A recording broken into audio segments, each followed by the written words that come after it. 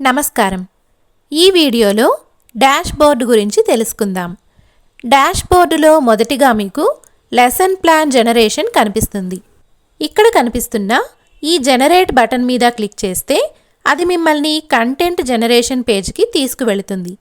ముందు వీడియోలలో చెప్పుకున్న విధంగా ఇక్కడ మీరు లెసన్ ప్లాన్ను జనరేట్ చేయవచ్చు. డాష్ బోర్డులో తరువాత మీకు కనిపించేది recently generated or modified plans.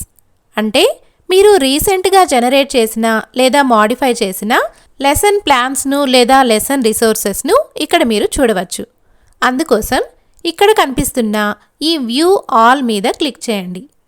ఇక్కడ మీరు రీసెంట్గా జనరేట్ చేసిన అన్ని లెసన్ ప్లాన్స్ మరియు లెసన్ రిసోర్సెస్ కనిపిస్తాయి. ఒకటి కంటే ఎక్కువ లెసన్ ప్లాన్స్ లేదా లెసన్ రిసోర్సెస్ జనరేట్ చేయబడి ఉన్నప్పుడు వాటిని మీరు ఫిల్టర్ కూడా చేయవచ్చు. అంటే ఈ విధంగా మీరు మీకు కావలసిన ఒక స్పెసిఫిక్ క్లాస్ మరియు సబ్జెక్ట్ను ఇక్కడ సెలెక్ట్ చేసుకోవడం ద్వారా లెసన్ ప్లాన్స్ మరియు రిసోర్సెస్ను ఫిల్టర్ చేసుకుని ఆ స్పెసిఫిక్ లెసన్ ప్లాన్ లేదా రిసోర్సెస్ను ఈజీగా పొందవచ్చు. ఇక డాష్ బోర్డులో కొంచెం క్రిందకు వస్తే ఇక్కడ మీకు ఒక గ్రాఫ్ కనిపిస్తుంది. అంటే మీరు జనరేట్ చేసిన లెసన్ ప్లాన్స్ మరియు లెసన్ రిసోర్స్లను ఒక గ్రాఫ్ ద్వారా చూడవచ్చు.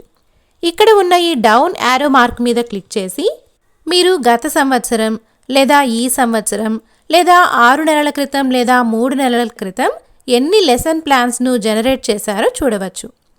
ఇక డాష్ బోర్డులో చివరగా కుడివైపున ఉన్న ఈ క్యాలెండర్ దగ్గరకు వెళ్ళి ఒక స్పెసిఫిక్ డేట్ని సెలెక్ట్ చేసుకుంటే ఆ డేట్లో మీరు జనరేట్ చేసిన లెసన్ ప్లాన్స్ను తరగతులలో ఉపయోగించడానికి స్కెడ్యూల్ చేసి ఉంటే వాటిని కూడా ఇక్కడ చూడవచ్చు.